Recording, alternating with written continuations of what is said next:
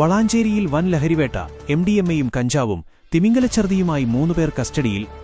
വളാഞ്ചേരി വാടക വീട് കേന്ദ്രീകരിച്ച് നടത്തിവന്ന വൻ ലഹരി വ്യാപാരം വളാഞ്ചേരി പോലീസ് പിടികൂടി. മലപ്പുറം കാവുംപുറത്തെ ഒരു വാടക വീട്ടിൽ നടത്തിയ പരിശോധനയിൽ 43 ഗ്രാം MDMA, 4 കിലോഗ്രാമിലധികം കഞ്ചാവ്, 3 കിലോഗ്രാം തിമിംഗലച്ചർദി, ആംബർഗ്രീസ് എന്നിവയാണ് പോലീസ് സംഘം കണ്ടെടുത്തത്.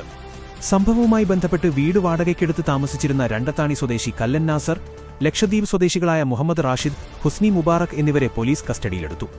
ലഹരി മാഫിയകൾക്കെതിരെ പോലീസ് നടപ്പിലാക്കിവരുന്ന ഓപ്പറേഷൻ തൂഫാൻ പദ്ധതിയുടെ ഭാഗമായി ലഭിച്ച രഹസ്യവിവരത്തെ തുടർന്നായിരുന്നു മിന്നൽ പരിശോധന. മാസങ്ങളായി ഈ വീട് കേന്ദ്രീകരിച്ച് ഇവർ ലഹരി വസ്തുക്കളുടെ വിൽപ്പന നടത്തിവരികയായിരുന്നുവെന്ന് പോലീസ് അറിയിച്ചു. പിടിച്ചെടുത്ത ലഹരിമരുന്നുകളുടെയും തിമിംഗലച്ചർദിയുടെയും പ്രധാന ഉറവിടം, വിതരണ ശൃംഖലകൾ, കേസിൽ കൂടുതൽ ആളുകൾക്ക് പങ്കുണ്ടോ തുടങ്ങിയ കാര്യങ്ങൾ വ്യക്തമാകുന്നതിനായി പ്രതികളെ വിശദമായി ചോദ്യം ചെയ്തുവരികയാണ്.